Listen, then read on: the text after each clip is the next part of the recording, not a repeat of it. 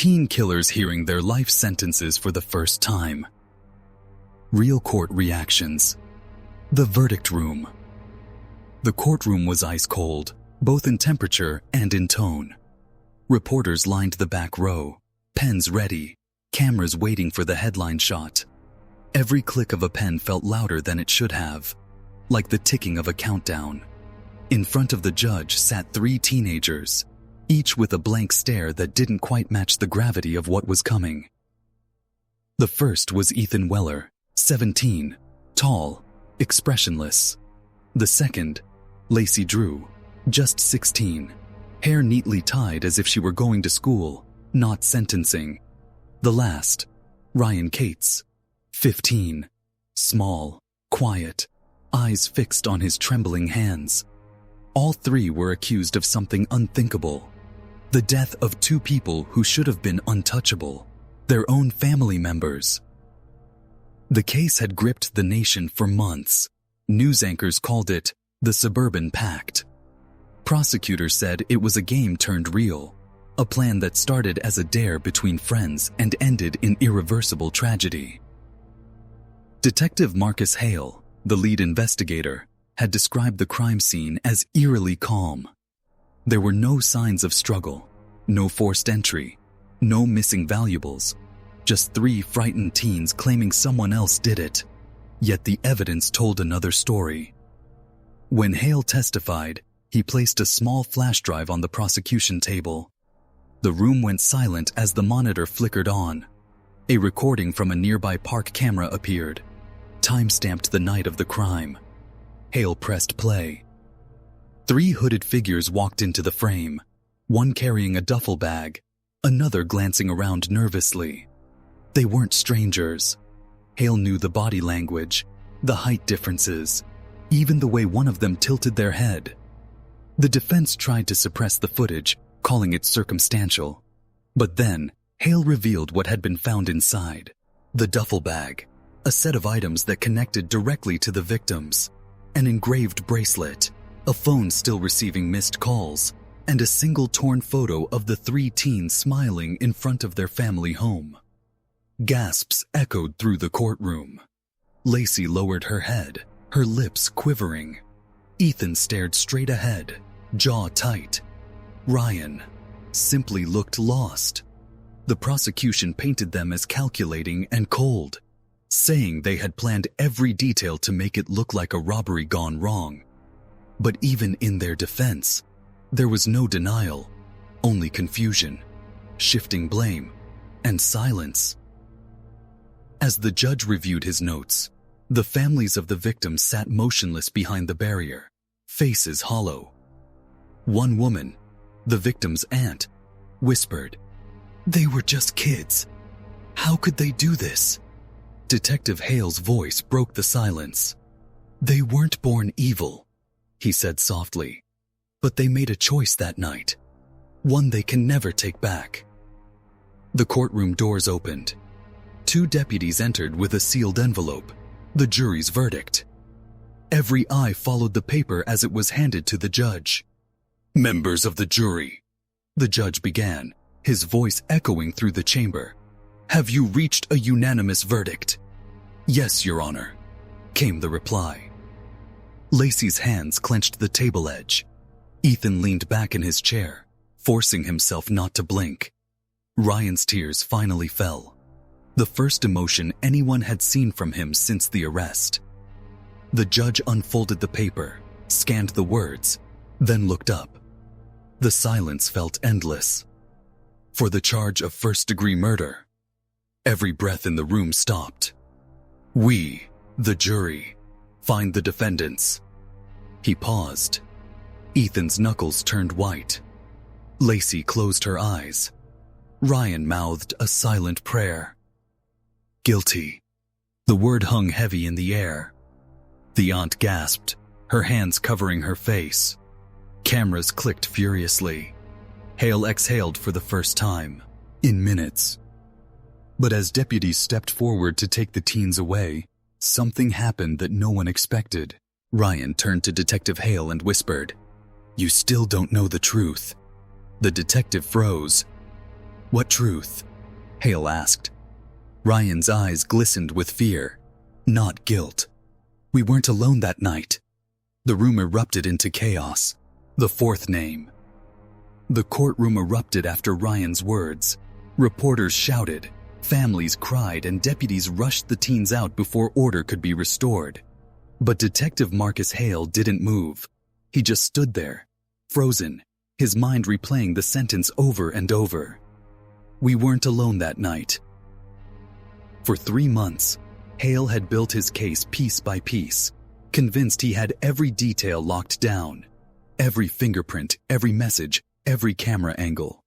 But if Ryan was telling the truth, that meant someone else had been in that house, someone they never found. Later that evening, Hale sat alone in his office, the flickering glow of the police station's fluorescent lights reflecting off a dozen open case files. The crime scene photos stared back at him like ghosts. The broken window, the missing laptop, the half-eaten meal still on the kitchen table. But what haunted him most was the timestamp on the footage from the park camera. 11:42 p.m. He'd watched that footage hundreds of times. 3 figures, not 4. But now, he wasn't so sure. He replayed it again, frame by frame.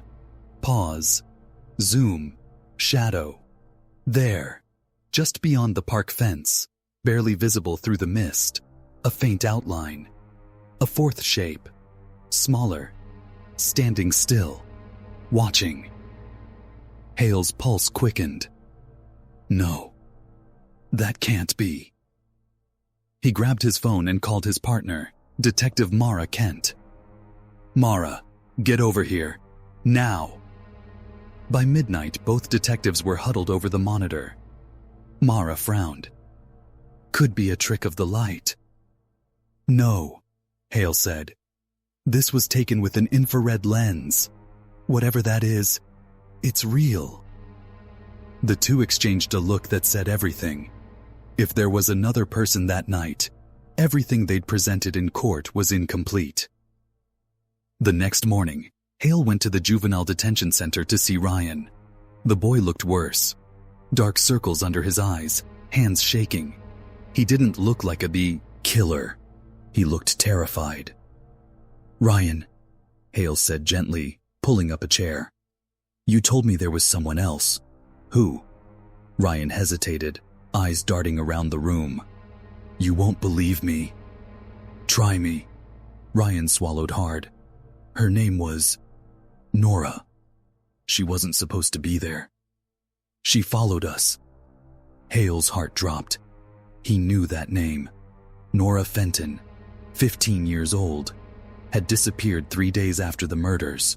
Her parents told police she'd run away. "Where is she now?" Hale pressed. Ryan looked up, his voice trembling. "She said she'd come back, when the truth was safe." Hale leaned back, stunned. He'd heard a lot of lies in his life, but the way Ryan said it didn't sound like one. Mara burst into the room minutes later. "Marcus, you need to see this." She handed him a small evidence bag, a cracked phone. "Maintenance found it in the drainage system behind the Weller house." Hale turned it on. The screen flickered to life, water damaged but functional.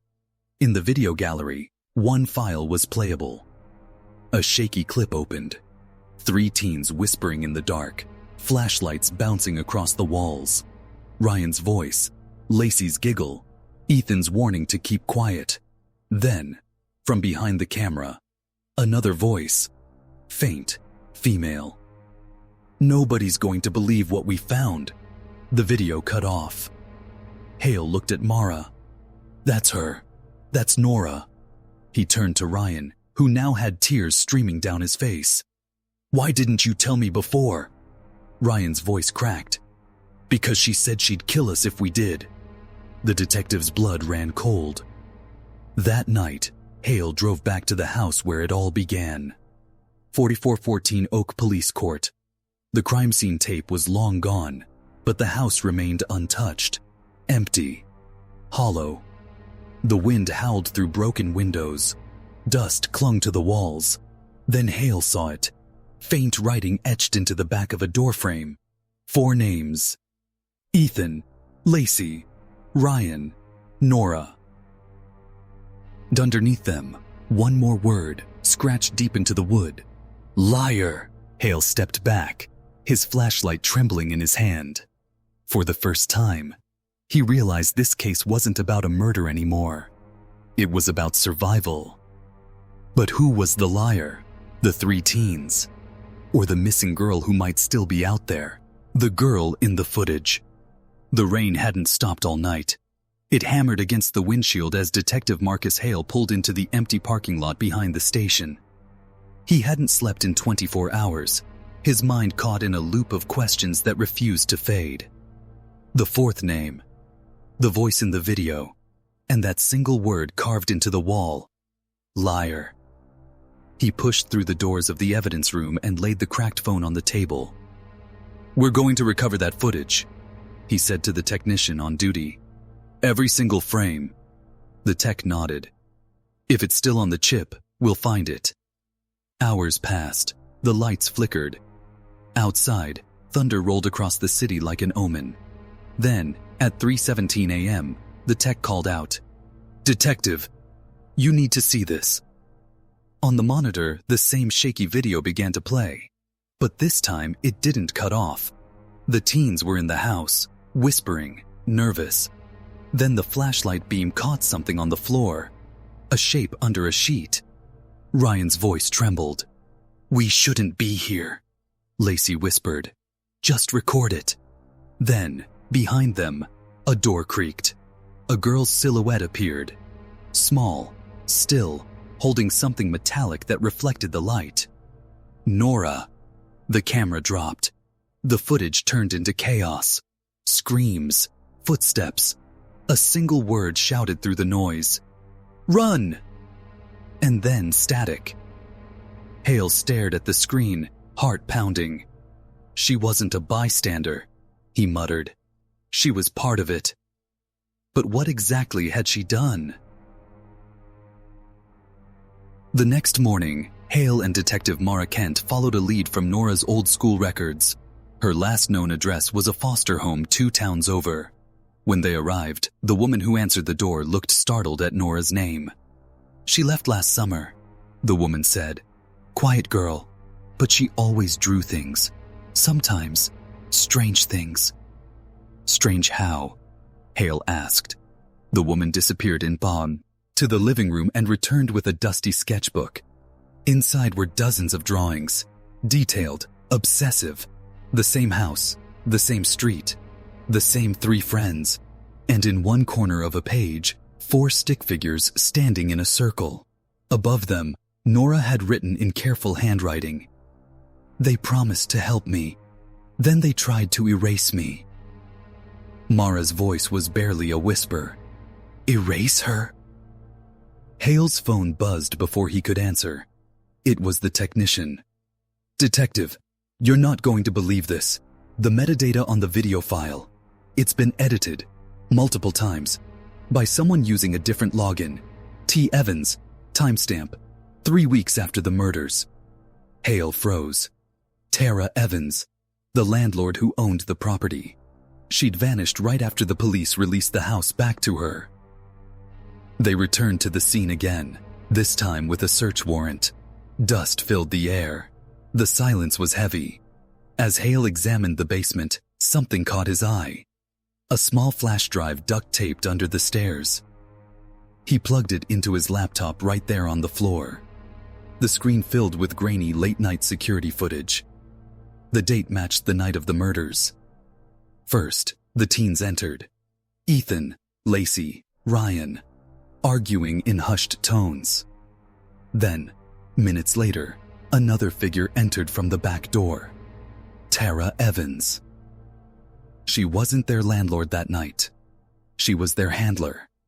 The footage showed her handing them something small, a camera lens, and whispering directions. Hale fast-forwarded. The recording ended abruptly, but the final frame froze on Nora, standing at the top of the stairs, eyes wide, holding her phone like evidence. Hale leaned back, the truth crashing into him like a wave. The kids weren't masterminds. They were pawns. Tara Evans had orchestrated everything, manipulating them for money, recording the chaos to sell as underground footage. And Nora, she'd lied to expose her. That's why she vanished. Mara exhaled. So Nora didn't kill them. She ran because she knew Tara would come for her next. Hale stared at the screen, the blue glow flickering against his face. We need to find her, before Tara does. 2 weeks later, a package arrived at the station with no return address. Inside was a single USB stick labeled for Hale. He inserted it carefully. The video opened on a dim motel room. Nora sat in front of the camera, her voice shaking but determined. She told us it was just for fun, Nora said, eyes glistening. A fake scare video. But when it turned real, she made us keep filming. When they died, she told me to disappear, so I did. She looked straight into the camera. She's still out there, and she's watching. The video cut to black. Detective Hale sat frozen, staring at his reflection on the dark screen. Outside, lightning cracked across the sky. Somewhere in that same flash, a figure stepped out of a parked car across the street, watching the station through the rain. And in her hand was another camera.